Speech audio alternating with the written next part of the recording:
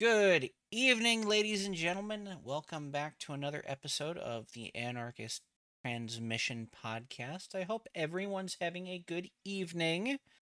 I am your resident anarchist and resident cran eater, Erica. It is nice to have everyone here again.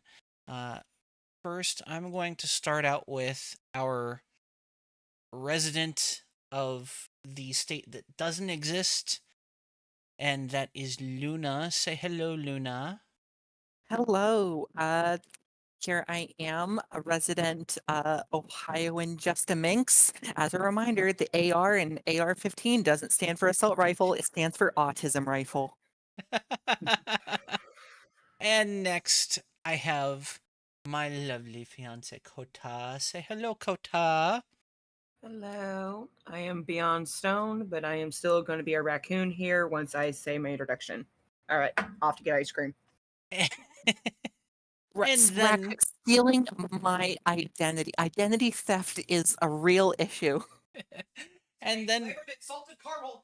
And then we have our resident Kanakistani from Kanakistan, our favorite Dale. Say hello, Dale.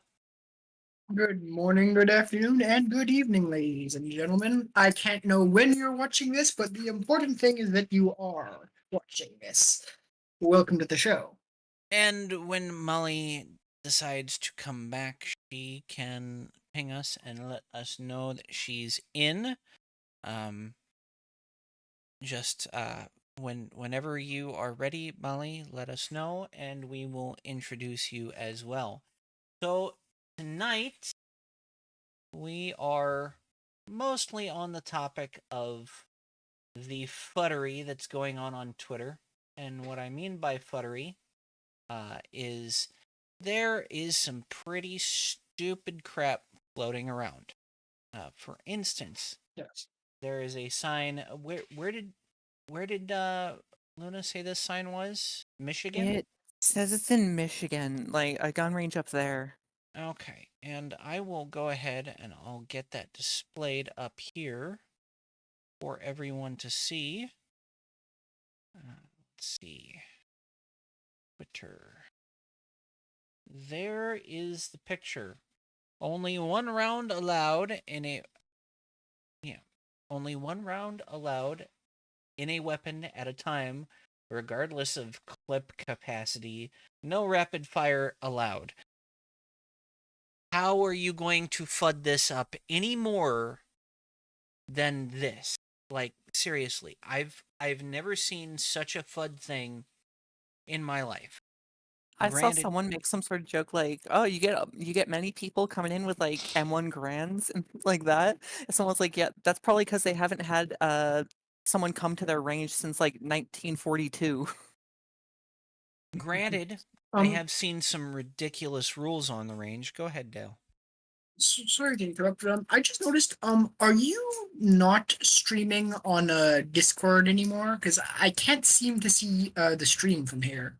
Yeah, I can't see it Oh, Or either. I'm I'm I gonna be am honest. s- I I am just so know the sorry. image off my I am head. so very sorry. it's I forgot to turn on the camera for that. oh, There alright, you so I just go. wanted to make sure that people in the audience could still see. It was just us at the moment. Yeah, everyone in Oh, the okay. audience can see. I just forgot Excellent. to put that in the All right. So, fridge. also for some audience members who may be unaware, could you briefly explain to us what exactly FUD means? Yes, a FUD, like Elmer Elmer Fudd. Fudd. I'm hunting wabbit. Yeah. um, a FUD is a person who is so old that, or so ridiculously beyond their years in stupid gun beliefs that only an old person would agree with them. Like an extremely old person, which is where the left gets their ideas, or Democrats get their ideas on gun control. Fudds. Real quick, can I say a Fudd story from one of my local gun shops? Have at it. So, me and roommates were over at our local shop. the really cool guys. One of the guys there is really awesome, but he's just describing this one interaction with this one older customer that came in. Mind you, this customer apparently he had said that like, really the only guns that he had ever fired in the past were like old like double barrel type shotguns, like lever actions, things like that. Definitely showing how older he is. Him saying, "Oh, I want to feel safe. I want like a semi-automatic, something like that." Which I mean, everyone has the right to, but the way he was going about it, just first off, finger always hooked into the trigger, just kind of like pointing it around, like pointing it kind of at the gun shop guy, and he's just kind of like, I know this thing isn't loaded because we just don't keep them loaded, but and then talking about like, oh, gonna have it loaded and put beside like on his like his bedside table, or oh like good like nice to like have it under his pillow, all these things like that. And it's just Oh, Molly is now back. Yes, Molly, our resident former Soviet bloc Serbian. Please introduce yourself, Molly. Hello, I am Moi. Also, you said that kind of like the guys from Deep Rock Galactic, I think. They called the mule Mole. Mole. Molly. mole. Okay. Um. So I've seen some pretty FUD rules when it comes to ranges. Never an outdoor range, but always indoor ranges. And one of the ones that really gets me, is the no rapid fire allowed. I've seen that Yeah. at tons of indoor ranges. Another one is no headshot. Another one is no Mozambique drills. Are you What's a kidding me? Mozambique drill? Okay, so a Mozambique drill is you've got uh a silhouette target. You've got Mhm. 3 boxes. You've got the chest box, you've got the head T box, and then you've got the Mhm. pelvic box. And a Mozambique drill is 2 to the chest, 1 to the head or the pelvis. Yes, 2 to the chest and then 1 to the pelvis. Just to add insult Or to injury. or I'm gonna or to the shoot you T in the box. crotch. Or to the T box.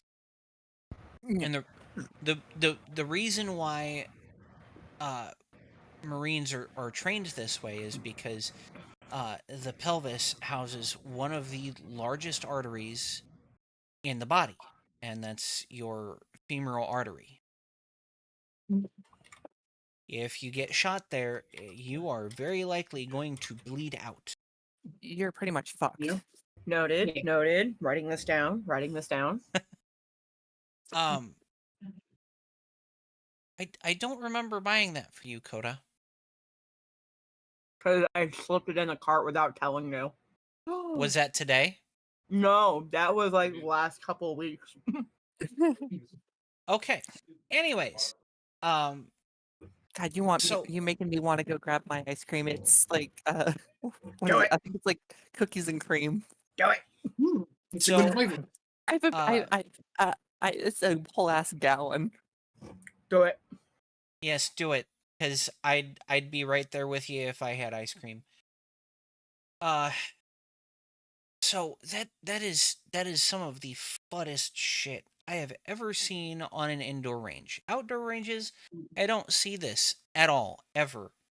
I don't see any rules, because the rules are those of which you're supposed to follow all the time when it comes to firearm safety.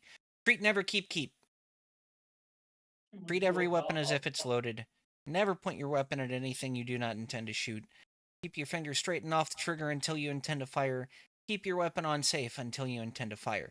If you're a Marine, forget- those are your 4 weapon safety rules. If It's you're also not, sorry.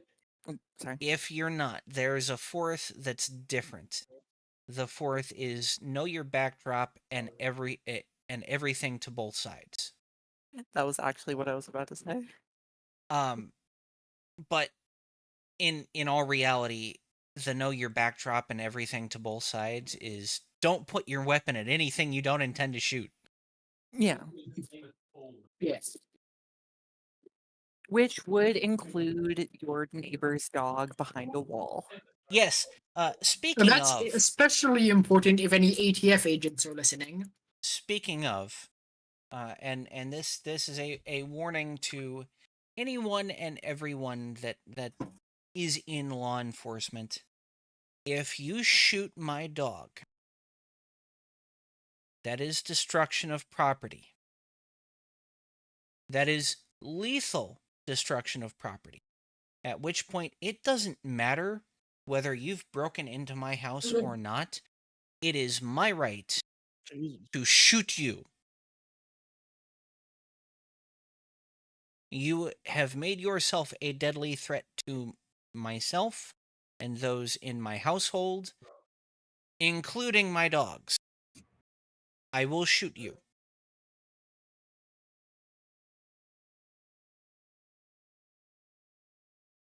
Just thought I'd get that out there. Um, so obviously the theme of our wait, what is going on here? There we go. The theme of our whole little discussion tonight is fuddery and all of the fudge shit going on. And as I had been saying before, Fudds are gonna fud, and the left gets their ideas on gun control from Fudds. So, let's see if I can find. No, that's not the one. I'm not playing that right now. I have a question. Yes, What's a FUD? a FUD, as we said earlier in the stream, is like an Elmer FUD. An old person that has very antiquated views about firearms that is basically like Elmer Fudd from the Bugs Bunny cartoons. I'm hunting wabbit. Yeah. They're the They type where often, sorry, I was gonna say they're the type that they'd be like, what do you need body armor for? You only need 4 rounds in a gun at a time. What the deer gonna do? Shoot back at you? They ain't wearing Kevlar. Those Type- are also Yeah. the type of people who say, quit complaining. I had to walk 5 miles to school and then 10 miles back to get home in the Yeah. snow at the knee deep on the negative 29-degree day and If still had to take care of a home of 12 kids that weren't mine. Yeah, those are Fudds. if Yup. if They will often tell you things like, you don't need anything more than a 22, and that's all they've ever used, and they've been fine. And But you don't need anything more powerful than that. If you can't, simultaneously, the 1911 is the best pistol ever. it is Which, also I the mean, most Fudd pistol ever. But I would agree. It is honestly one of the greatest hammer fired pistols. it is good. Also, Uh, I have now just learned that Molly is a FUD. Fuck you. Well, you do love the 1911. Granted, Yeah, but that doesn't.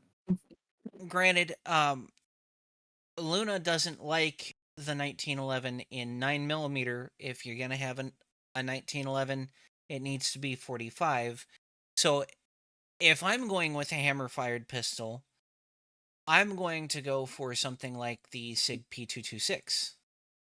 That being said, as far as the whole 9mm thing, just for shits and giggles, Terran Tactical actually has a 1911-esque. It's technically a 2011 in 9mm, but with a souped up barrel so that it can actually shoot 9mm major. 9mm major is essentially like T plus P, so it's like plus P plus plus plus. So it has like twice the grainage of Jesus powder in it. Christ. That has to be really high chamber pressure. It's fucking huge. Like literally only they have a barrel that is strong enough for it, and it has to be like paired with like a compensator in order to help keep the decline down. So Wait, so when some barrels actually won't be strong enough to handle some bullets? Yes. Yeah. Did not know. So they can actually some bullets can actually like break the barrel. Oh yeah, Oh, absolutely. absolutely. It's the pressure from the explosion going on inside it. The reason Ah. that they actually made it at the 9mm major is so that it could actually be a 9mm cartridge that has enough power in it in order to get like power rating wise up to about 40 Smith and Wesson 10 or 45 as far as shooting competitions go. If And if you look at older Glocks, most of them are only rated for plus P ammunition. mm, So Gen 2, Gen 3. If you were going to hand load ammo for mhm. say a day at a competition, uh, you're generally only going to load for plus P. But with Gen 5, most of their Gen 5 models, like the Glock 19X, the Glock 45, the Glock 43X, those firearms, those are all rated for plus P plus, which have higher chamber pressures. But if you load it higher than plus P plus, I've seen some gnarly stuff happen. Some major catastrophic failures. I've seen one guy accidentally double load a cartridge of 9mm, Oh God. and he he shot the round ahead of the double loaded, and then he shot the double loaded round and he blew the chamber apart. He split the slide down the center, and Mm. then the frame broke off in between the chamber block and the magazine. Oh gee. How is his hand? He burned his hand pretty bad, but he didn't blow it off. That's good at least. Uh, Yeah. and what is double loading? Like you accidentally put 2 rounds in the chamber instead of one? More like loading the gunpowder twice into one cartridge. Oh, So it literally has twice the bang for the buck. Yeah. Um. So on the topic of some of the fuddest shit, uh, we have Lucas Botkin that has brought in some of the worst takes that I've seen, and I'm just to start, I'm still wondering when his egg is going to crack, because Yeah, for real. he has said some of the gayest shit I have ever heard. Oh my, I love the fact that everyone is shit talking them. Like literally everyone. Like not just like LGBT type people, but like the fact that it's unknown. Oh, the people that actually deal with people downrange are like constantly fucking shit talk him for like the way he just maneuvers through courses. He he is what I would definitely consider a LARPer. And there are very few in the firearms community that I consider LARPers. Lucas is definitely a LARPer. So he came in with this tweet 3 days ago, said the night vision world has become pretty queer the last few years, especially with its marketing. I'm hoping we can fix some of that. That's a big reason we started carrying night vision. And a better way to A replies, show us the queer night vision, Lucas. Is it in the room with you right now? I love how someone looked up the nods that he has on the website now. So it's first off, it's a monovision, like it's a monocle. Uh so just one tube. The company that sells it normally sells it, I think it was like $2,900 for this item. Lucas Botkin's website is selling the same fucking thing for like $3,800. so he just bought it from them and is reselling it. Essentially, Wow. at a massive fucking markup. Yeah. So, jumping into the controversy about what a Oh, better so way that's what to the tweet says. I had no idea what the tweet was. I'm actually blocked by Milton Incel. you're you're Well, at blocked. least he's honest Wow. Well, with his name. I'm actually blocked by him. Incel Vision says he literally sells gay gun shit and is saying that gay gun shit isn't real. That's not what a better way to a said. That's So not whatsoever. if we take paint balloons and just rainbow the hell out of his house, can we call his house gay as hell? Seems like the same logic I here. would assume so, yes. I'm still waiting for the femboy pictures of Lucas Botkin to leak. I know it's been over 2 months, but I know they're out there somewhere. At If the very least, him getting pegged by his wife. somewhere out there is Lucas Botkin in thigh high net fishnets with I a garter and probably a sports bra or something. I guarantee you his like his parents and like the other people in the Quiverfell organization are doing their hardest to keep that shit under wraps. So we have this wonderful tweet that Luna brought me as I looked at Twitter this morning from Chadwick King or Chad King 1000 that says, "Thanks for showing me I should avoid purchasing from your company. Stop injecting homosexuality into gun culture." Buddy, gun culture is really fucking gay right now. Yeah. Have you? I mean, I know all of us have seen what goes on in the 3D 2A community, but apparently this guy hasn't.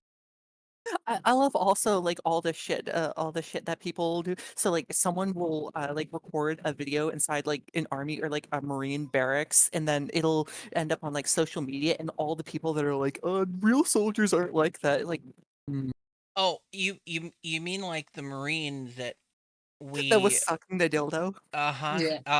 Yeah. I'm gonna put that up. I expect this to get us demonetized, but I'm gonna put it up. Oh my god. Yeah. Let's see. But That's it's So, similar. Where it's like, as being a former Marine, can you either confirm or deny shit like that goes oh on this in Marine Corps? this happens all the time, all the oh, dude. time. And not even just with the Marines. For example, my roommate, he started experimenting with his sexuality when he was in the army. Like I remember him telling me about like like uh being in the barracks, like just riding a dildo. And then, of course, there's the Navy, but we don't even have to talk about that one. Nice. I love it. Okay, I'm gonna. Everyone just been like shit talking it, and then like other people are like, "My dude, have you never actually met someone that's like been in the armed forces?" We all absolutely make fun of the Navy in Marine Corps because we truly call them the Rainbow Squad, but when it is quite literally nothing but Marines in a barracks, and this has to be either Okinawa or maybe 29 Palms, maybe Pendleton, because this has to be like a recreational room in a barracks. This happens all the time. And watch how skillfully this Marine just goes down on this dildo.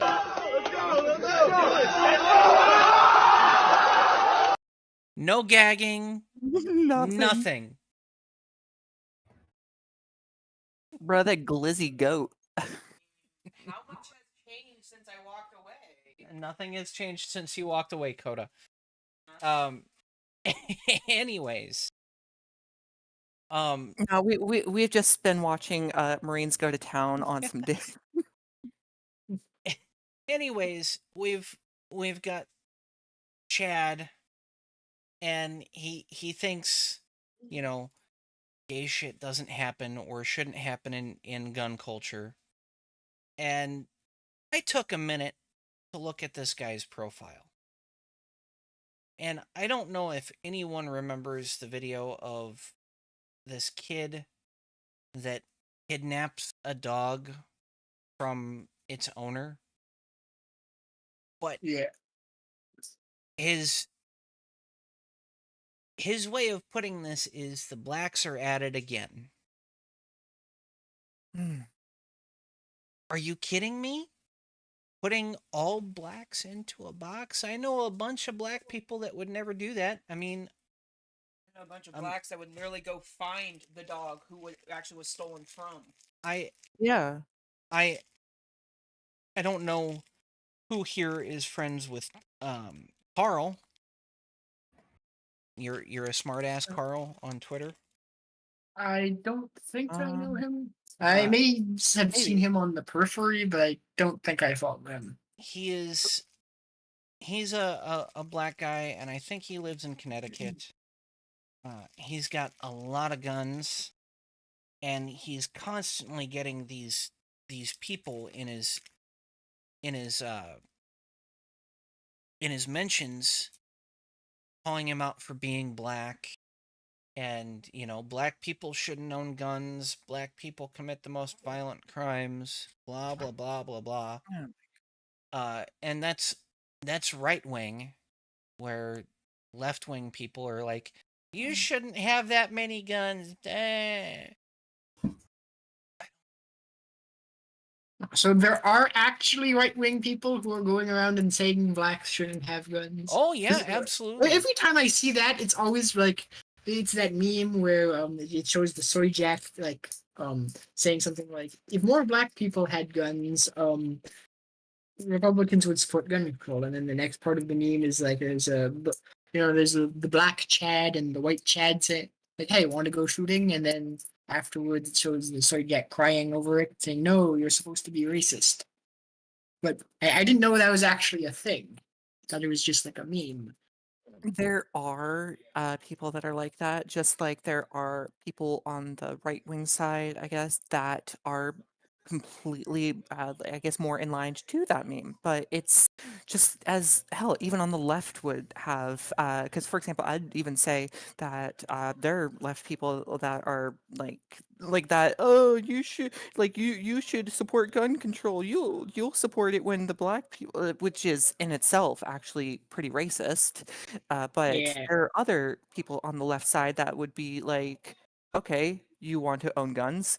Congratulations, that is your right as Americans. Hell, on the left, they'd probably even be quoting the fact that that Karl Marx was even like, no worker should be disarmed under any pretext. Or no, I'm getting things combined, but basically the fact that even the original like the founder of like the writer of the Communist Manifesto is like, everybody should have access to guns. So Well, just like both sides, you're gonna have a lot of different ranges in there. Some a lot of fucking assholes, excuse my language, but and then other people. so the whole reason why I bring up Carl is because 20 hours ago he posted Mississippi burning murders. That is why I own an AR-15. And then this wonderful lady, that's enjoyable, or at One Queer Journey, says, such a small penis club here. To which I quote tweeted the keep thinking about my dick trans flag. I posted one in the comments. Let's see. Let me find you. Ba, ba, ba, ba, ba, ba, ba. Oh jeez. Oh yeah, there's a ton of people. Let me make sure that Good. I'm in the right place. Yeah, that's the right place.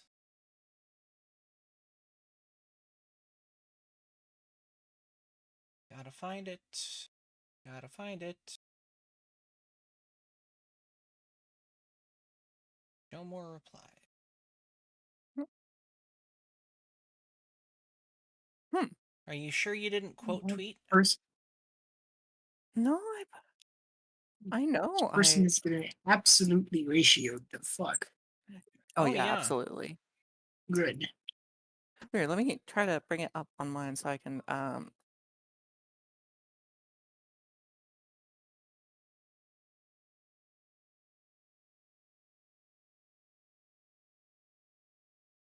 wait, let me go to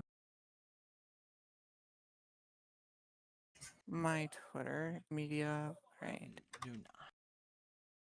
Yeah, here it is. Copy link. Oop. There's Okay. me. BRB. All right. See you in a bit.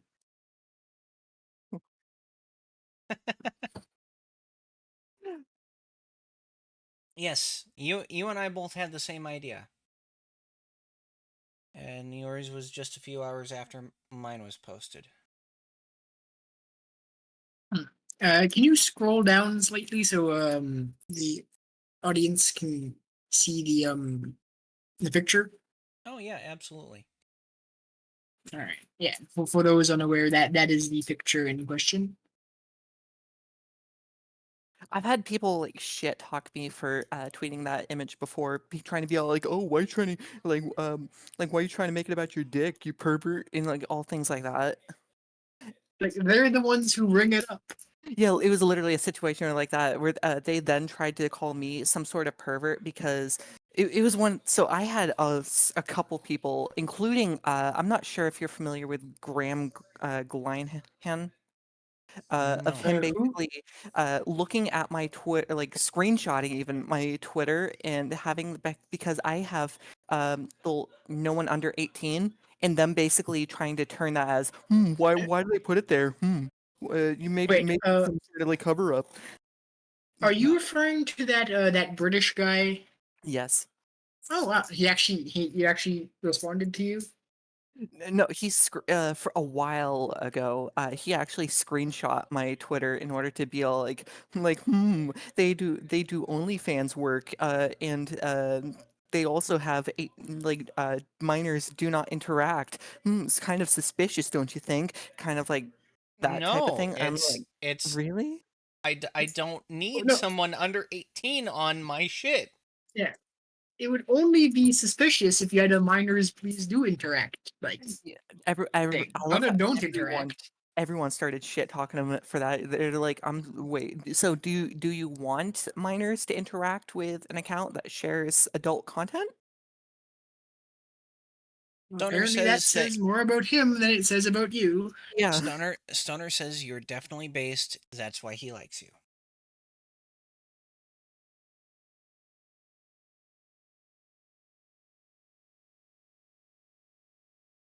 Nine is spelled Nein. Stoner. Yeah. Yeah. Or NINE. 9.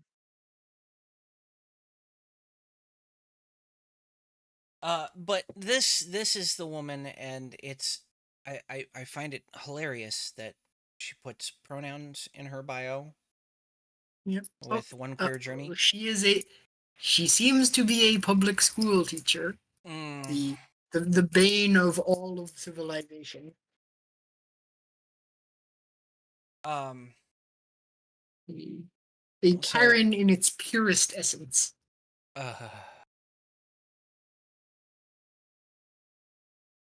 so from there. And to make matters worse, she has fucking um she has a fucking sign in her bio as well.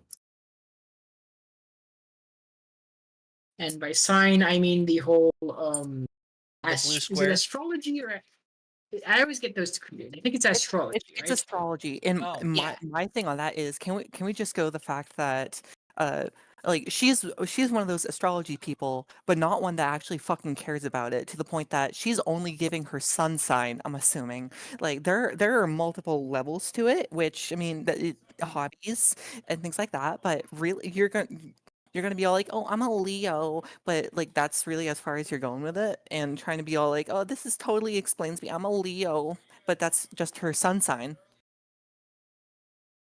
Yeah. Come on. Tell us your moon and rising, huh? Are you too scared? I'm a Scorpio, so I'm a Sagittarius, and that's all I know about it. Oh fuck, I'm a oh my god, I forget my moon. I think it's like Pisces, Capricorn, Virgo. Wait, how do you? I'm just curious. So the sun, like the sun one or whatever you refer to it as, that's the month you were born, correct? Yeah, that's What in is the months. what does the moon represent? Like, That's say for more example, you. Sorry? So that's more based in like where during in the lunar cycle the moon was like over what constellation, and then of course there's your rising, which is like the constellation that was on the horizon that was just coming up. Oh, And then it goes into even further with like different planets where they were in comparison, things like that. It's just uh, multiple layers. so I see. the next FUD thing I want to come up to is this post by 614 Clinton, and he doesn't get all that much wrong. I looked through his bio, and he said that he's a former law enforcement officer. I'll read this off, and I want you guys to pick out what he said that's wrong in this. Oh, this guy, I fucking saw him Yeah. earlier. Listen up, gun owners. If the IRS or police come to your house, know your rights. Never answer any questions. Example: Hello, I'm IRS Agent Smith. We would like to verify a handgun purchase that you made at ABC Gun Store. Your response: I don't answer questions. IRS Agent Smith: Do you mind if we come in and check your weapons? Homeowner: I don't consent to any searches or seizures of my property. IRS Agent: Why? Homeowner: I don't answer questions. IRS Agent: Can I get your ID so I can document who I spoke with? Homeowner: No, you can't see my ID unless you have reasonable articulable suspicion that I've committed a crime. IRS Agent: Well, we are investigating, so I need your ID. Homeowner: The law states I only have to show you my ID if and when you have reasonable articulable suspicion that I have committed a crime. What's wrong here? So two things are wrong. The first being that in this interaction, the words "get off my property" were not mentioned at all, as you can demand police that have no business on your property to get the fuck out, and they have to. The second is we're not talking about reasonable articulable suspicion here. That's the Terry stop. We're talking for things like the house. They need actual probable cause to and a warrant to search it. It is a much higher burden of proof to search your home than it is to search your car while you're driving. It's What is it like? They have to have a warrant or to like from like an open window or something like that, like Yeah. visually see a crime happening. Yes. Granted, So- yeah. Also, of course, there are quote Well, unquote exigent circumstances. But when in this case, it did not sound like there would be any exigent circumstances either. when it comes to probable cause, if you see something through the window that you know is illegal, you can't just barge in. You have to go Mhm. get a warrant. Even if probable cause already exists, you have to go get a warrant. The only time that it is lawful for them to enter your home without a warrant or without consent is with what's called exigent circumstances. For instance, a fleeing felon. That's an exigent circumstance. So, cop tries to pull someone over. The person just keeps driving. They pull into their driveway and they run inside the house. That creates exigency.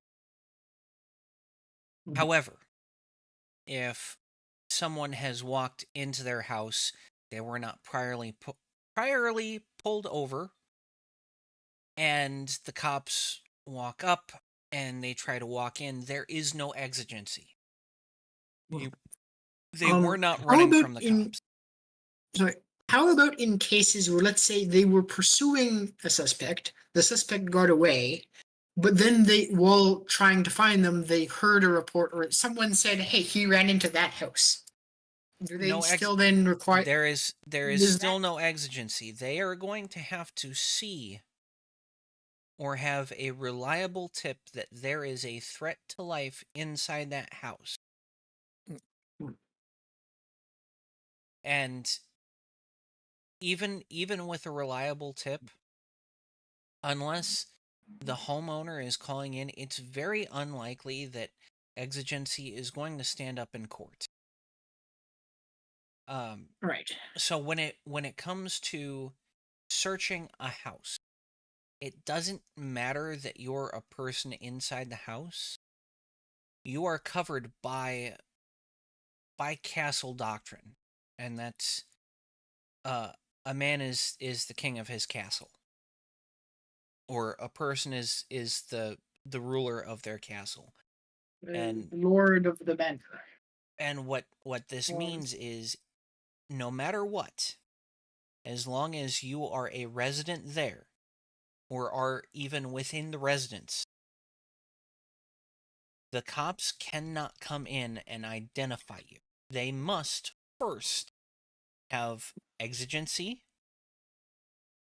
consent, or a warrant signed by a judge uh, because of a probable cause affidavit that they filed with the court. They cannot ask you to step out of your house. They cannot do jack squat. Well, just to clarify, they can ask, but they can't order. You can refuse. Yes, they can ask. They cannot order. They need a warrant for the search of the property. Yeah. Whether It that is be worth noting for people listening, the police can in fact ask you to do things that would violate your rights. It is up to you to say no. yes, And they many times do ask, but then they, Yes. because of the fact that law enforcement officers have been found to basically legally allowed to lie, they can then claim things like claim things like, oh, if you do not just let us in, it's going to be so much worse for you. Like we will get a warrant and you'll be thrown in jail, things like that. and the answer to that is get a fucking warrant. And get off my property. Yes, and get off my property. Now we are not in Texas, so you cannot shoot people who are trespassing. However, Aw. however, there is a legal doctrine in Stand Your Ground at this point where if you have opened uh, the main door but not the screen door, and they decide to open the screen door and put their foot on the doorstop, and you shut the door, that is their forceful entry, not your assault. You have not assaulted them, they have forcefully entered your home. That makes them a threat to human life. Shoot on sight. What states is this? Has this been ratified in? It's not a law. It's a legal doctrine. It's gone through courts. Mostly just Florida at this point. Based Florida. But that's only been in one case. But the fact still remains: if someone has forced their way into your home through any sort of physical force, that is what many would consider under the law to be a forceful entry that would put anyone in fear of their life or limb, and that is what gives most people the legal right to shoot you. And I'm definitely familiar with that whole situation as a story for possibly in the after hours. I have had a sheriff barge into my apartment before. But when cops come to your door, you don't answer the door. You don't well, you can answer the door, but don't open the door. Ever. Yes. If they ask you to open the door, tell them to fuck off. If they Yes. if they do not after that, tell them to come back with a warrant. And if they continue to do that, you call their supervisor. You Karen this shit. Yes. I want to speak Dealing with your with boss. police is the one time it's okay to be a Karen. It's not the one time that it's okay to be a Karen, but it's It is One- one of the Karen Crusader moments. it's one of the correct times to be a mean Karen. Now, there's different types of Karens, like caring Karens. I'd like to Karen speak to your Crusader. manager so that I can put in for a commendation for you, that sort of caring Karen. They still want to speak to your manager, but not because you pissed them off. Oh, those are the best. Working phone service, I love the ones that are like, can I be transferred to like a supervisor so that I can tell them how good of a job you did? Those are very few and far between, but I do love caring Karens. Mhm. But when we're talking about being in a home, Harry doctrine doesn't exist within a home. Castle doctrine exists within a home. So it's not reasonable articulable suspicion, it's probable cause, and they have to have a warrant. They can't just enter with probable cause. They have to gather the probable cause, write out a probable cause affidavit, and get it signed by a judge.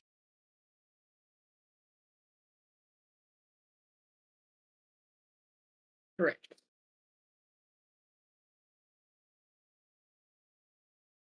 Do they actually have to physically have the warrant, or is it as soon as the judge signs it, they don't have to As- have it and they can enter? As soon as the judge has signed it, in most states, it's okay for them to enter. However, you as the resident must be handed the warrant, plain and simple. They cannot withhold the warrant from you. You have to, in most cases, you have to be able to be present, be served the warrant, so that you know exactly where they are allowed to search.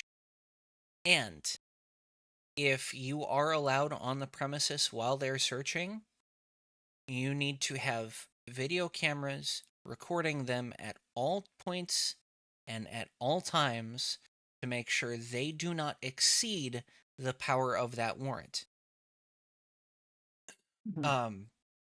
There was a case out of California where some shady business was being done with a deposit box company, and the FBI got a warrant for the cages that housed the deposit boxes, but not the deposit boxes themselves. Mm. And so they tried pulling this whole well, we can search the cages but not the deposit boxes, but we know that this is part of a criminal enterprise, so we're just going to open the boxes anyways and seize all of this money and all of these goods, and then it's the responsibility of the owners of the deposit boxes to come get their stuff. And that didn't fly in federal court. Federal court smacked the FBI down on that one only a couple months ago, and this has been going on since 2018 or 2019. So on that, let us say they did seize some illegal goods from said deposit boxes. and the court smacked them down, does that mean they just have to return? Like, say for example, they seized some meth or some heroin. Would they then just have to return the heroin to the to the owners of the box, or what happens then? Because it is like they would just have to return the illegal stuff to them, or do they like destroy it? It's that's a legal gray area at present. Mhm. Simply because it is contraband that is not legal to possess. But then there's also the fact that because it was illegally obtained, it cannot be used against the owner Yeah. of said safe deposit box in Yeah. any Yes. sort of case. But they also can't turn it over to someone who isn't legally allowed to possess it. So Yeah. legal gray area. They can't charge you for it, but they also can't give it back to you. But they would have to give back any money they seized, even if Most said money times, may yes. have been used for said illegal activities. Most times, yes. But then again, one in every $7 bills in circulation has been used in the drug Cocaine. market. Yeah, there is coke on basically almost every dollar bill. Or other substances. Yeah, Yes, or other which substances. does say a lot about just how much coke has been done in the U.S. in the last 40 years.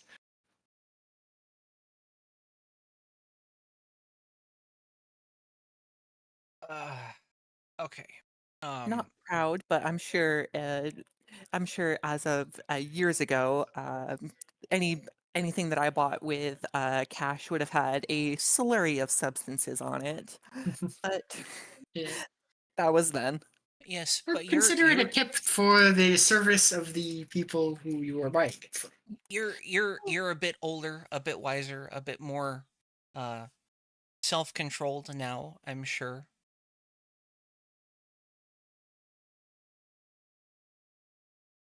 Let's see here. And by a bit, literally only a year and a half. Listen, I used to be a functioning alcoholic. I really did. And that was my time in the Marine Corps after Afghanistan, and up till September of 2015. So a good 4 years of being a functional alcoholic. And I just stopped. I stopped. Yeah, I still drink, always good. but Yeah. not to excess anymore. And Yeah. I think that's one of the things that people need to understand. It's not a problem if you do these things in moderation. It's only a problem if you abuse them. If it becomes a problem, like Yeah. in general, because for example, my habits were absolutely a problem. There's no other way to look at them other than the fact that it was admittedly destroying my life. So that would absolutely be a problem. But someone that maybe had tried it once and then decided, nope, this isn't for me. I mean, first off, props to them for their self-control, but that would be nowhere near the same as the situation that I ended up finding myself in. Yeah. I used to be a functional alcoholic too. I still am, but I used to be as well. Bad. It's like like the Snoop Dogg joke of like, I ain't smoking anymore, but I ain't smoking any less. Also, what's a functioning alcohol? It's Uh, someone who from day to day, you can't really tell they're drunk. They function as if they were a completely sober person. They can go to their Ah. jobs, they can Yeah. do their work, they can like function, they can interact with people, basically just go about their daily lives as any other person, as Joe Schmo would. their But no, their body has become so used to their blood alcohol content that it really doesn't affect their ability to do their daily tasks. Yeah. Ah. Usually, Molly, when you think, for example, of alcoholics, you'll think of like the homeless drunks who, their life has fallen apart, it's in shambles, and and they're kind of screwed. But a functional alcoholic still maintains their life. They're just, they're just drinking all the time, but their life is not falling apart. I mean, Their health maybe, but not their like living situation. They're not like homeless or anything.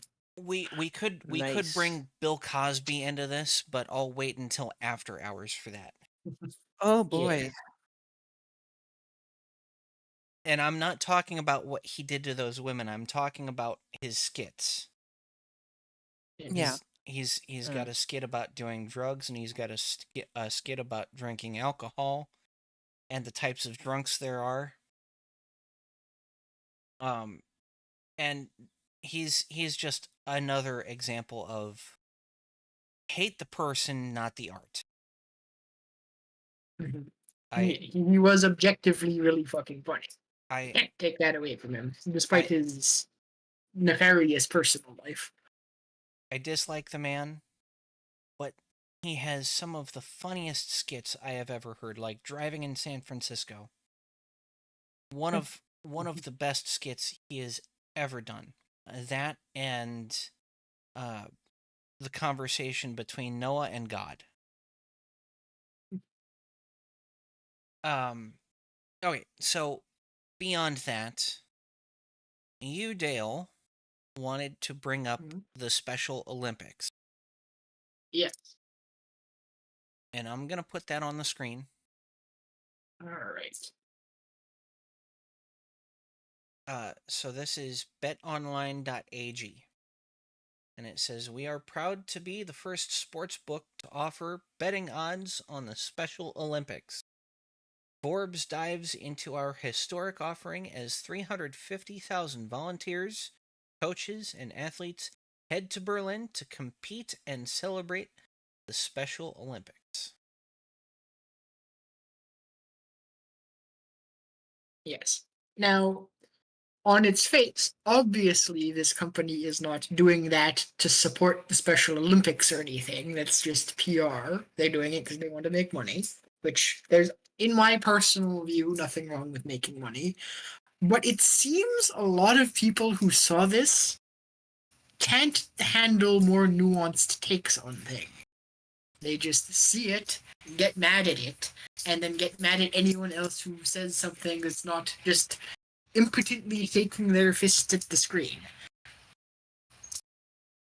Which we shall likely see later if we bring up my comment on this. Yes, which is what I've... Oh, that's not the one. This is the one. Yes. Honestly, I get why people would be mad at this. But, at the same time, I can also kind of respect the fact that athletes competing at the Special Olympics will now be treated more like their peers, rather than putting them in some box where you can't bet on them like you can the normal athletes. It feels kind of gross to treat them with such kid gloves, almost like we're looking down on them. Yes. And for the record, I put normal athletes in quotation marks, just to kind of emphasize what I meant. And yeah, as I'm curious, anyone else's thoughts on them? Am I way off base, or do I have a point here? When you bring up Special Olympics and normal athletes, I think to Jimmy from South Park. Ah, yes. And him doping for the Special Olympics. Yeah. Oh, and hilariously, someone had commented, the last Black Hashira. "I can't see how anybody in all good conscience would place bets on this. And why do people think putting money on Timmy will validate them further?" And your reply, "I just don't think we should treat them like helpless children who can't handle what every other athlete deals with, when they are objectively more physically fit than 99% of people. I don't think betting on them helps them, but I do think telling them you're too fragile to have people bet on you like they do the normal athletes, both harms and humiliates them. And Yes. that's definitely something I can agree with. I still find betting on athletics to be despicable Yeah. I because mean, so long as you're not you're not in a position to influence the result of the competition. I don't think it's that bad. I personally wouldn't do it just because I don't care much for sports. well, But I'm curious what you find like wrong about it. it's not the athletics itself. It's the fact that you're making money off of someone else. It's completely different if you go to a blackjack table and you're sitting there betting on your own hand. You get to hit or you get to stay. And whether Mhm. you lose money, that's on you. Because those were your cards. You were involved in making that money or losing that money. When it comes uh to betting on sports, it's someone else's hard work that you're either making or losing money on. Well, I mean, you could also say that depending on like, I guess what sport it is that you are doing the mental work of like predicting which team is better and deciding based on that. Like, I would say most people don't just randomly pick a team and bet on it. They usually put in some form of thought to try to maximize their chances of winning. Well, So, we're also talking about people oftentimes that have a favorite team and have mhm, a team that they really don't like, and so they'll just bet on the team that they want to win. right. Uh, like Yeah, I would agree that is a good way to lose money. Um, so actually, I said this rather kind of facetiously, but I think let me just pull up this tweet. I said somewhere down the line. I was quoting an episode of The Simpsons when I said it. Let me just try to find that. Um, Stoner says that his money is on Cartman. all right. Advanced search is so useful on Twitter. You can actually search words you've said.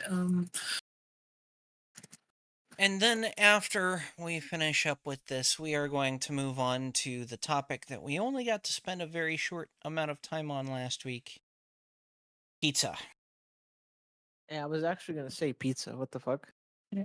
All right. So just briefly, here's I'm gonna post it in the stream chat. Here's the thing.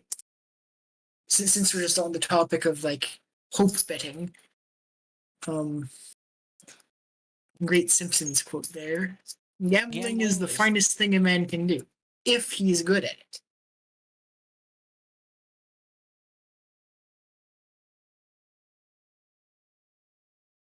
Just,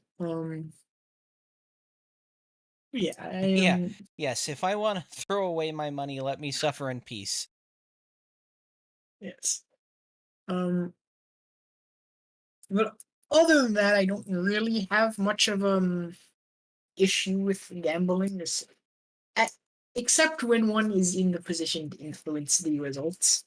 Like if you're, like, say you're one half of the you're one half of the people in the competition, and you bet against yourself. That's probably not a That's probably not a good thing. Yeah, but say just the same as if you're at a blackjack table. If Sure. you're going up against a team and you bet on yourself, I have no problems with that. That's None true. whatsoever. Because you are betting on your abilities overcome Mhm. whatever the other team throws at you. I'm down with that. Yeah. Um But and also just one last thing. When you said how like it's you find it distasteful, let's say when say betting on other people's work, but what yes. like what would you say about something like, say, and I hope I'm not getting too semantic here, but something like, say, roulette, right? Because it's not like it's pure chance. So like blackjack actually has some skill to it, right? You Yes. can card counting is a thing. Like you can actually like put thought behind it, whereas something like roulette is just pure chance, and the only effort really being made is by the guy swinging the wheels. So I'm Yeah, curious what your thoughts are on stuff like that, where it's So- just chance and you're also not putting any effort into it. slots, roulette, things where you're not actively changing the odds because of something you do, Mhm. I don't like it. It's not to say that you can't do it.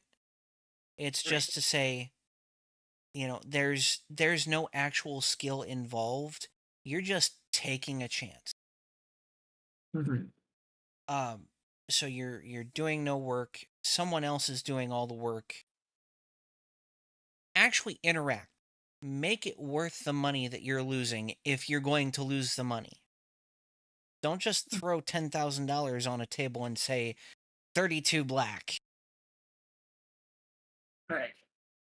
I'm fine with craps. If you're the one rolling the die, I'm fine with that.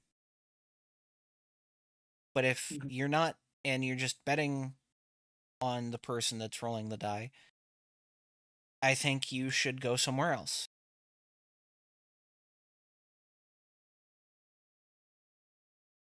That's fair. Yeah, so I'm not saying you can't do it. I just think you're stupid for doing something where you can't influence the odds in your favor or not.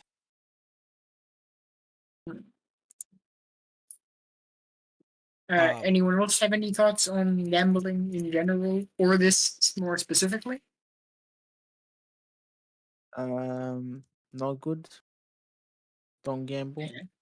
Well, Yes, yeah, gambling sorry? gambling itself is not a smart thing to do. Yeah. Yeah, well, to be technical about it, yeah, I believe in any, like, go to any casino and the odds are literally always stacked against you. You never have, you never have a 50% chance of or higher of winning anything. You always have at least a 49% or 51% chance of losing in anything you gamble on. So in general, it's kind of dumb to do. So beyond that, I wanted to bring in the the discussion topic from last week, pizza. We had talked about ketchup sauce. I'm sorry, what? So, Molly, would you like to explain what pizza is like in Serbia briefly to Luna, so she understands just how horrible it is? We don't have what's it called? Marinara. Tomato sauce. Yeah, we just use ketchup instead. It is as bad as you think it is. Golo, yeah, golo. Bananas on pizza. Ugh. Terrible. Huh. Well, I guess it can't be any worse than ketchup.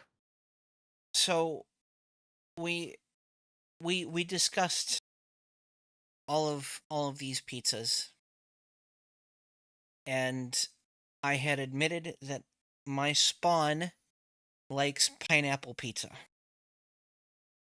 Terrible. Nice. But That was amusing to see in live action. What? Liking pineapple on your pizza? How? No. I know. And Emmy was just like, she can get over it. No, that wasn't last week. That was the week before. I still think it's funny. Damn. If people liking pineapple on pizza, they must be crazy. I mean, Pineapple on pizza is an abomination. Fruit pizza is an abomination. I have no issues with Sushi with pizza? no, No. I have issues with sushi pizza. It is an abomination of an Sushi abomination. Split cheese and chicken pizza. I love Korean food, but look up a Korean style pizza. Oh, God. Oh boy. The Look up only proper pizza is plain extra cheese. No, What? you are Marinara. wrong. Yes.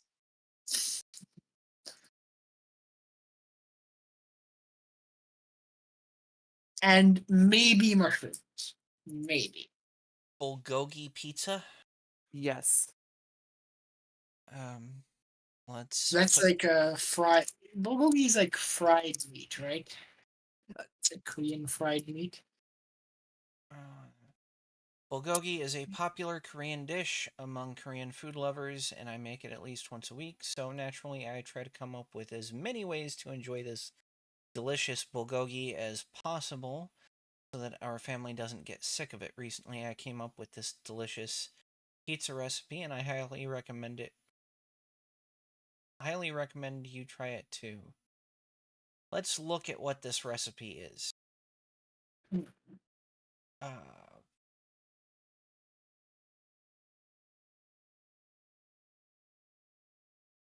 okay, so you need a 10-inch pizza base.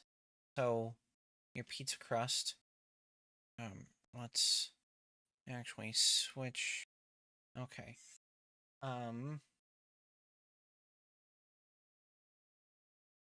It's gonna be a dark red sauce. It's got brown sugar, soy sauce, water, rice wine, oyster sauce, minced garlic, and sesame oil. It's not bad. That's gonna be like Korean barbecue sauce. Yeah. Bulgogi pizza sauce, thickening agent, cornstarch or water, or cornstarch and water. It uses mozzarella cheese, thinly sliced mushrooms, sliced black olives, brown onion thinly sliced, bulgogi, marinated Korean barbecue beef, corn kernels. I could do without the corn. Green bell pepper, finely diced. Oh, Yeah, so far this recipe doesn't sound that bad. I've seen from like a whole fucking like cabbage or like kimchi on there as well. Yeah, I would suspect that this person also does kimchi on their pizza, but you know, I don't really have an issue with that. Yeah, so far from what you were describing, that recipe doesn't sound so bad. No. Um that that's really not all that bad. We've got sweet Korean barbecue pizza. Oh god, what the fuck is this? One second, I am save image. Okay.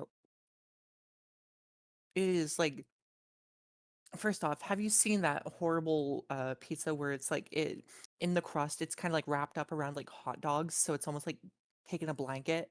Oh no. No. No. Thankfully, I have not seen that. Oh geez. So similar, but with shrimp. Oh, God. That's disgusting. Well, if we're gonna be posting ridiculous things that are being called Uh, pizza, allow me to This submit is my what submission. this is what Yes. I was expecting you something more along the lines of what I was expecting you to come up on when I said Korean style pizza because Are you ready for this? It's gonna save the image. I'm not ready. I'm not. All right. Well, Mm. get ready because it's poutine pizza. Ugh. pizza. Yes, poutine pizza. Mm, Fries, gravy, and cheese curds on pizza. You're welcome. mm. Now I've never had poutine before, and I'm willing to try Poutine. because I love like loaded fries and things like that. But Yeah. the two combined, Yeah. It's definitely decadent. I'll give it that much. I've thought about like a Thanksgiving pizza. Hmm. You know, what with turkey. like a gravy base instead of a Yeah, sauce. Turkey, great turkey and stuffing on pizza gravy and based cranberry turkey. sauce. Little bit of cheese. No cranberry sauce. Good. Would there be any turkey dressing on that pizza? Probably not, Hmm. because when it comes to pizza, y- you've got to figure out how to do it in a way that it's fairly simple. You can't just Hmm. overload the pizza. Now, I Yeah. know I know Coda is a toppings whore and she wants all of the toppings all the time, but I've found in most Is that foods. really a crime? No. Here's an idea. Uh, Let me go with it. So, pizza base, like the dough, right? Like a gravy on it for like the sauce. You take potato, shred it up. So it's almost like hash browns, or instead of like mashed potatoes like that. Put that all over it like cheese. And then you have like your turkey, like like shredded turkey or something like that. Put that on there, and then like some stuffing like that. Yeah, I could see that. But what I'm saying is the simpler the the the food that you're eating, and the more you perfect all of the ingredients, the better it's going to be. So Yeah. I've got I've got my dough down to a science. I have my cooking method down to a science when it comes to things like burgers, pizza, and even Coda admits that some of the best burgers she's ever had are the plain burgers that I make at home. All it is the burger patty, cheese, and a bun. Mm-hmm. And that's It's kind of like the joke of like the where it's like the best burgers you'll ever get look like this, and it's basically just like some patties, cheese on it, and like a bun, or it's like in one of these where it's like either like wax paper or like aluminum foil, and it's like and you'd get it from this, and it's like some sort of like shack. well, It's a little freaking simple burger that comes from a little simple hole in the wall somewhere in your simple ass town, and it's the best damn burger ever because it pleases the most people and it almost never fails. That is what makes it so great. Yeah, it's kind of like, for so example, I fucking love. Oh my gosh, I keep swearing. I'm so sorry. Well, it's not like we're getting money from this from the that one Marine video earlier. yeah, But so I always think the fact that for me, like Five Guys burgers, they're good, but they're not worth it because no, the like the cost of Five Guys burgers is just, oh jeez. well, and we've talked about my burgers before. Mhm. Um, Yeah. I'll Oh, put this up. just briefly, since we're on the topic of fast food burgers, correct me if I'm wrong, Kota, you were originally from California, right? Yes. What are your thoughts on In-N-Out? And why is Fat Burger better? Well, Fat Burger, if it's the same one that I'm thinking of, which comes from the chain restaurant called Fat Boys Burger. Fat Boys Burger was one of those burger chains that was widely popular in like the Grease Lightning era. Mhm. So freaking, Grease Lightning, the freaking Jaybirds, Pink Ladies, all that shit. That's the aestheticness of the Fat Boy Burger. But Fat Boy Burger held a very specialty because its greasiness had so much flavor. They had a way to soak it up incorporate it into the patty, into the buns, and it was just delicious, greasy burger on a Friday night after a fucked up week. Now, In-N-Out Burger, they're more aesthetic reasoning. They're the let's go back to the drive-in era. Let's go back to when we heard Dolly Parton freaking playing around and freaking the Beatles or all those older musics out in the cars showing off, oh, look at my new wheels and all that stuff. Take your nice date out around town. That's the aesthetic. Its food holds no value. Make that abundantly clear. When people gush about the freaking In-N-Out Burger, it's not the food itself. It's just the aesthetic atmosphere. That's it. That's all it is. And California just enjoys it because we're some of the last states that have drive-ins still. So we also hold lots of car shows there as well. So there you go. So Yeah, really, as far as out here, the closest to like a drive-in that we even have is Sonic. Sonic is also very good, but they're well known for their food and their freaking roller skates. Yes. So when you say a drive-in, what don't most restaurants have like a place to like drive in order, or do you mean that's something more specific than the this? older versions of In-N-Out Burger, think back in the I'm gonna say baby like what, the 70s maybe? Yeah, 60s, Think 70s. 60s and 70s. Think back when you, like I said, Friday night, you're going out in the town, you pull in to a drive-in movie, and there's a restaurant, the In-N-Out Burger. So you pull up to there, you go get your food, you pull around in front of the theater, park your spot, you got your food, In-N-Out Burger. It all kind of clicks in. The only difference is the food was much more popular then because food was pretty easy to be impressive with back then. Just don't burn it and don't make it out of crappy material. Right. Now it's just the best one you're gonna find is gonna be it's gonna be the one place that has the drive-in movie theater itself and good food ratings. And I don't even think that one's in working locations anymore. So the way drive-ins work is there's actually parking spaces with an like an intercom itself, and you pull in, everybody picks out what they want, you press a button, and someone comes in over the intercom and says, "What would you like?" Sonic does this very well. You are able to pay at the intercom itself, and after a few minutes they'll bring out your food. Now, old school diners, if you can see on your screen, they would actually come out with a tray that would actually hang on your window. And some Sonics still do this. They'll not as much because people run off with them. Yeah, they'll bring out a tray. It'll hang on your window. Everybody will get their own tray, and they'll eat. What movie is it where like they go to a drive-in, like the waitress puts the tray on their window and it just fucking shatters. I don't know. I would suspect that that's American Graffiti.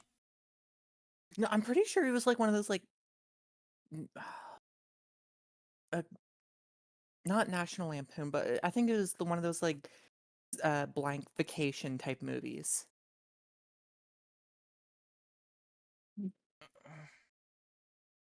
Well, that's all made by National Lampoon. Oh, that's right. Are you thinking Animal House? No, it's not Animal House. But speaking of, good God, a movie that did not age well. I still watch Animal House. It's on my server.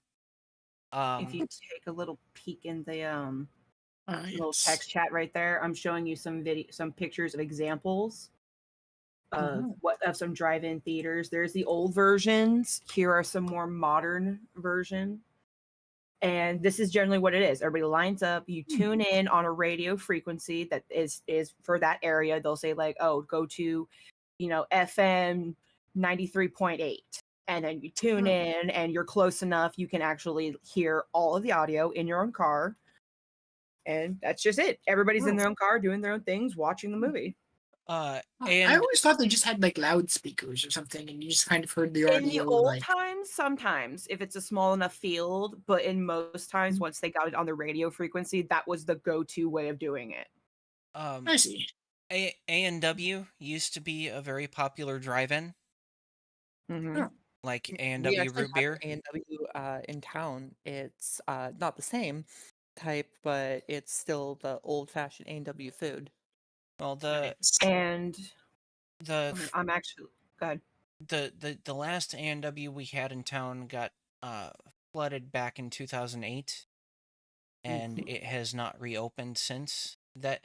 That wasn't the Damn. last A&W, but it was the last A&W drive-in that we had in the state of Iowa. And Alright. now there's Uh, only 3 in the state of Iowa, and they're all pretty much on the outskirts of town. Oh, wow. Fun fact about A&W. Do any of you know the story of the infamous third burger? Yes, I do. What? I do not. The I do third not. Alright, so Yeah. A&W decided to create a burger to try to compete with the McDonald's quarter pounder. So instead of being a quarter pounder, they would make the burger a third of a pound. So same price, but a third of a pound instead of a quarter pound. Now, this campaign failed spectacularly, and when they really investigated why it failed spectacularly, they came to a rather unpleasant conclusion. And that conclusion was people thought a third was smaller than a quarter. Because 1/3 is smaller than 1/4. Yep, it's Nice. that's Yes. our education system right there. Well, and that's kind of funny because Hardee's has made a very good or Carl's Jr.'s has made a very good working with 1/3 pound burgers. Hmm. I am not familiar with Carl Jr.'s. Is that I like an American fast food brand? yeah, It's it is, i- but it's the same as Hardee's, but that's mostly West Coast, although it has gone into Indiana and Ohio. Hmm. And I assume when we say fast food, it's like a McDonald's, Burger King, Yeah, A&W style fast food, or is it something else? yeah, no, it's I McDonald's, Burger King, Wendy's type. All right, so burger like fast food burgers basically, Yeah, and accessories. then I'm getting it confused. I was thinking it was more like Big Boy, like Frisch's Big Boy. no, Hmm. no, it's it's pretty much just a competitor with the main fast food chains like McDonald's and Burger King and Wendy's, but their burgers are 1/3 pound Angus beef. They're Hmm. charbroiled, and they Oh, nice. also, like Arby's, serve curly fries. Hmm. Hmm. But the the franchise is split between Hardee's and Carl's Jr.'s. Kind of like how out here on the East Coast we have there is rallies and more down south towards like Georgia, Checkers. Florida. Yeah, Checkers. Mm-hmm. Yeah. It's mostly uh, east of the Iowa state line is all Hardee's, and Mhm. most of the stuff west of the Iowa state line, as you border Nebraska, that's mostly going to be Carl's Jr., although there's some overlap either direction. And on that, because I never really thought of of Ohio as being East Coast. Where would you all say East Coast ends? Oh, actually, Ohio is right there at like we're technically the first state of the Midwest. Hmm. Yes, you're technically the first state of the Midwest, but I don't count you as part of the Midwest because You you're don't still exist. you're well, no, they're still in the Eastern time zone. Yeah, Oh, we are in kind of like an odd area because for like if you look at it, there are a lot of similarities that we have with the Midwest, but there are also a lot of similarities that we would have with more of like West Virginia, Pennsylvania, around there. Now, I mean, you go down to Kentucky, and there's a good portion of Kentucky that's in the Central Time Zone. You go down to Tennessee, and most of that's in the Central Time Zone. You Yeah, go down to Ohio is all E EST. you go down to Alabama, most of that's in the Central Time Zone. And so Ohio is one of those states that's just in the same exact path as all of these other states, but it's the only one that's in the Eastern Time Zone. Yeah.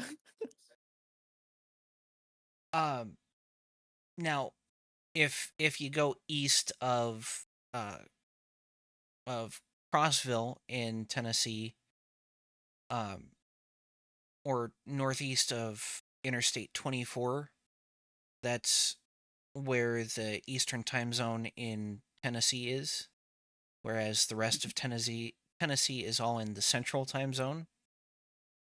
And then pretty much the majority of Alabama, um, west of Anniston, is in the Central Time Zone. Mhm. And it's a 40-minute drive from Anniston to Georgia. And so pretty much everything east of Anniston is going to be Western times or Eastern Time Zone. Yeah. Eastern Standard. It gets really confusing when you're an over-the-road driver and you're trying to figure out what time zone you're in for delivery when you're on these border states that run both time zones. Uh, Quite literally, I've picked up and delivered in Crossville.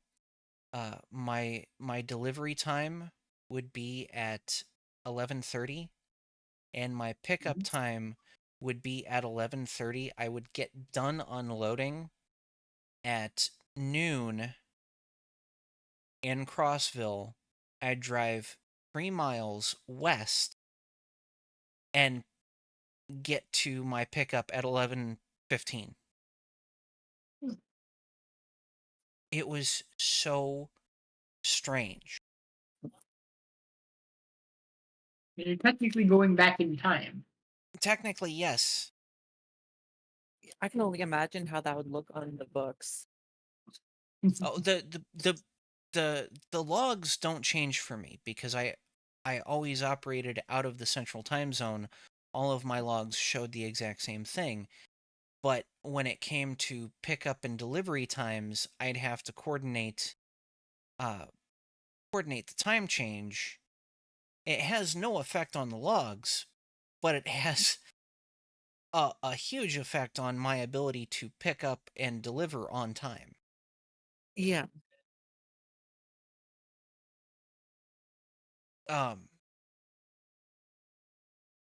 okay, so diners are a big thing. Drive-in diners used to be a big thing, but we've we've been talking about burgers themselves.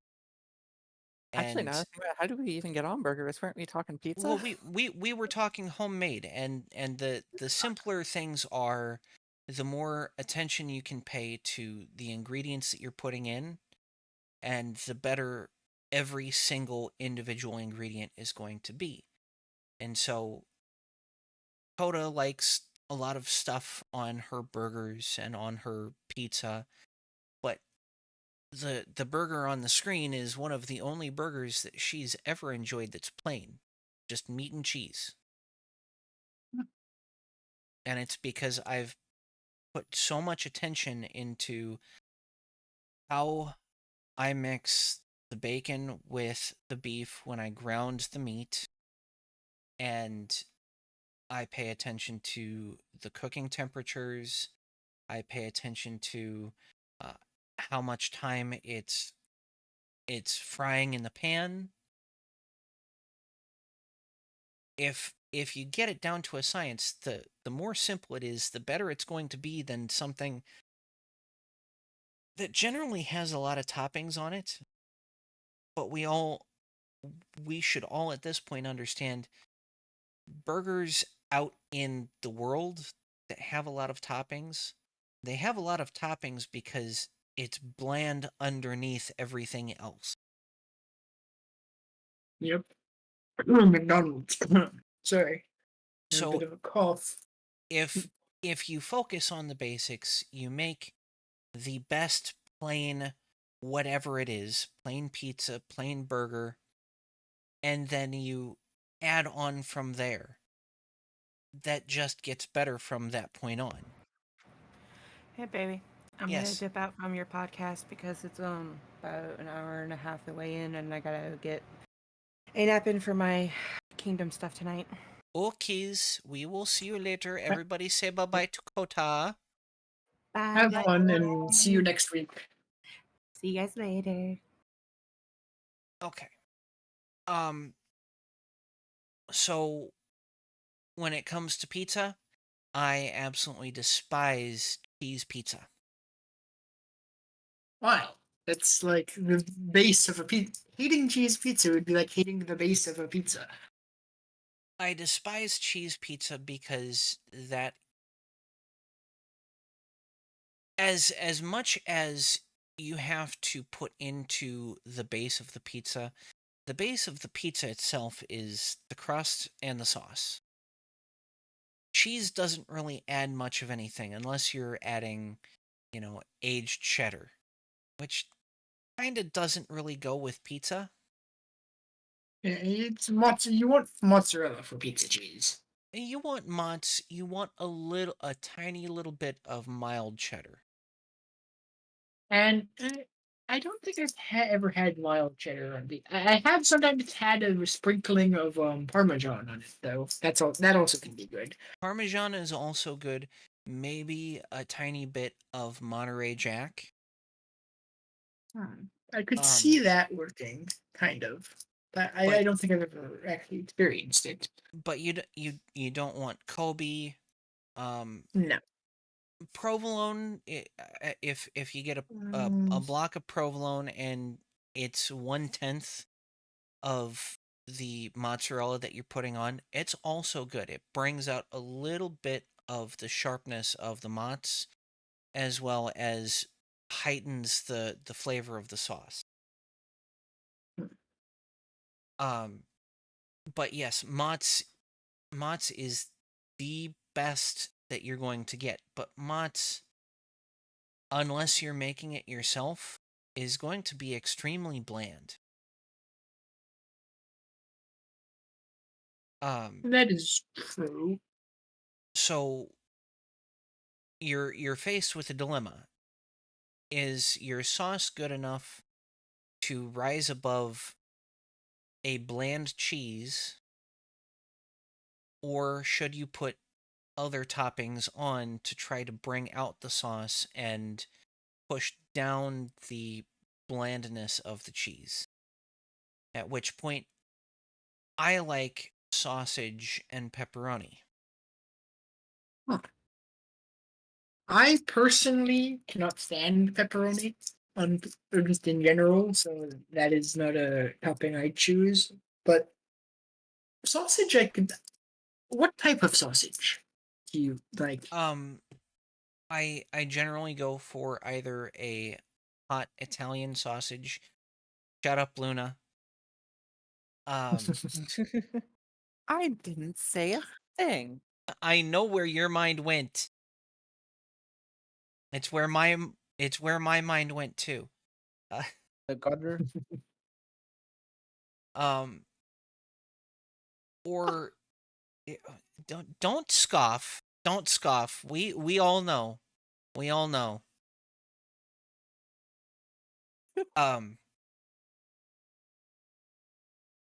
So, Italian hot sausage is good. It's not the best, but you pair that with a cured pork like pepperoni, and that just brings the sauce up and pushes the blandness of the cheese down really well. I'm not. Yeah, I'm not entirely sure how cured pork. I would. Well, I would say I would probably be partial to pancetta on pizza, but I'm not sure if much other pork. Well, you've heard Pancetta, of sopressata, haven't you? yes. Okay, that's cured pork. That's basically pepperoni, and pepperoni is cured pork. Right. It's been uh, I can't remember the curing process of pepperoni, but as long as it's still encased, it hardly ever goes bad. Yeah, that's true. Though with pepperoni, I feel it has a kind of weird aftertaste to it that I really do not like. It's a slight And I metallic taste. sorry. It's a slight metallic taste, right? I would say it's a spicy taste, but the spiciness itself is not what I dislike about it. It's the taste of it that goes along with the spice. Um, it's been a long time since I've had it because I don't like it, so I'm trying to remember how would be a good way to describe it. But yeah, it's something about the aftertaste of pepperoni that I just really do not like. A lot of the aftertaste comes from the casing. Oh. Um, and so when I get the chance, I go and I get a long stick of pepperoni, and instead of Mhm. slicing it, I actually dice up the pepperoni. You've Oh. had those old Totino's pizza Yeah. square things that you stick in the Yeah. oven, and Yes. it comes with diced pepperoni. Mhm. That's what I do. I love diced pepperoni. And actually, now that I'm thinking about it, one thing I think one meat or like kind of sliced pepperoni style of meat, I think I would be um curious to try on pizza. And Molly, are you still there? All right, because I may require Molly for this, because once again, I cannot remember how to say, pronounce, or spell this meat's name. Molly, I'm sure you know what I'm talking about. Well, I mean the izbitoshka sama. Yes, So, would you mind just writing that out in the chat so I can attempt to pronounce it? Well, I would like to try that pizza if I could ever actually find it anywhere outside of Serbia. Um, But do and for anyone curious, it is a type of salami that me and Molly subsisted on a lot of while I was in Belgrade. It was very well with Trappist cheese, which is another thing I'm having a hard time finding outside of Serbia, to my great chagrin. Trappist cheese. Yes, it's made by Trappist monks. Quite good, and it goes well with that salami that I cannot pronounce. Cow's milk.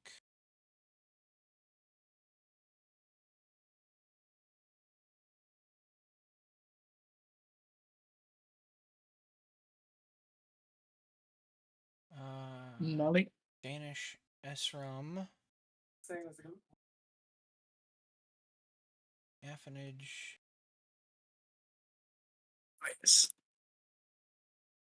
Okay, so it looks like it's brine washed.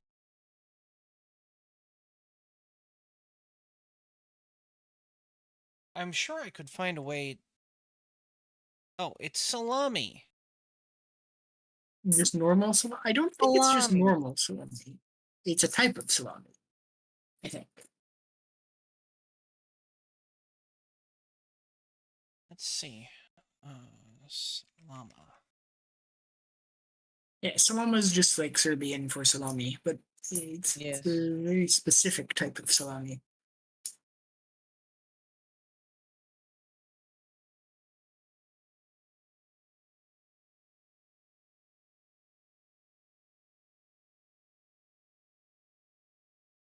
That looks like normal salami to me. What the fuck happened here? What's that? real quick. Oof. Similar to a discussion that we were talking about earlier with just basically catastrophic failures in pistols. I have no idea how this happened. The person doesn't have any idea either. Let me quickly toss it into the Discord. I glanced at my Twitter and saw this. What am I about to witness? There. It's not too big, but it's very much a how the fuck did that happen? Well, that is Wow. a SIG P320. Rip. No, it's We've not. had that discussion before. It is not a SIG. No, it's not. Yeah, it don't look maybe.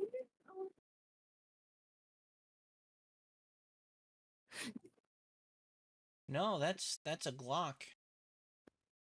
I will put it up on the screen.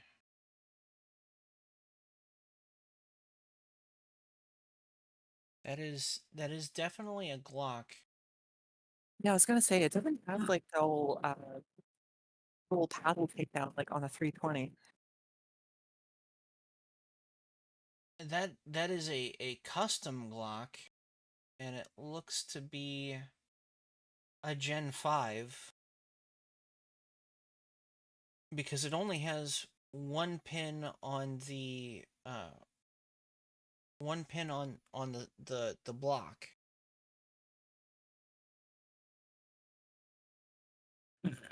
But that is an aftermarket slide. Oh, it is. Yes, that is an aftermarket slide, and it had to have been loaded with something higher pressure than plus P plus. So is the gun with that damage on it, is that still a usable gun, or is it now No. like dangerously defective? Do not use that. Yeah, that is a safety hazard. Is it a safety hazard because it could become worse, or like say you shot it, would just the act of firing around from it there be So, potentially dangerous in itself? What has happened is they've fired around, and the chamber itself, which is part of the barrel, has expanded so far that it cracked the slide, which means it's not just the slide that's compromised, it's the chamber itself. The entire barrel needs to go, the slide needs to go. You may need to replace the block that's holding holding the barrel as well. And so, what sort of negative things could happen from firing a gun? Would it like just explode in your face, or like what are if some possible ramifications of that? if you fire another round from this, you're likely going to off gas. You're probably going to destroy the frame. You are absolutely going to blow the top off of this this slide. You are probably going to blow up the chamber and the barrel. It's all compromised. It's just a lot of issues, and then of course there's the issue of all that shrapnel right there in your hand, like and Right. potentially right in front of your face. True. Is there any like for the actual parts of the gun that are required for firing the guns? I'm not talking about like say the handle, but is there any reasonable amount of damage a gun can safely sustain, or is any sort of like damage like a bit too much? You have to get it replaced. You can safely sustain some damage to the frame if it's a stock frame. Mhm. If it's a 3D printed frame, I once it's damaged, I'd toss it and use a new frame. Yeah, but fortunately, at least with a 3D printed frame, you could easily either just 3D print another one and replace it, or just have another one on standby. When it comes to any of the metal parts, be it the slide, the barrel, the firing pin, the block that holds the barrel in place, the spring. Some of us use metal guide rods. I have a tungsten guide rod on my 43X. If any of those parts crack, don't run it. Don't do jack squat with it. Replace all of the damaged parts. And one last question on the topic of handguns is I was having a discussion with some people on Twitter some time ago. I posed the question, and I would like to pose this question to you folks as well. What do you say would be like in a practically speaking, the largest practical caliber one can use or should use on a handgun for most situations? What, 9 for like an millimeter. everyday carry situation? Just not sorry. Yeah, for personal defense situations, right? Because I mean, sure, there is the like there are some handguns that are like you can kill an elephant with them, but that's not very practical for unless you're being charged by an elephant. That's not very practical for ordinary situations where you might need it. Uh-huh. I say So 9 I guess millimeter. my question was like, so what is like you think the biggest caliber practically for a handgun?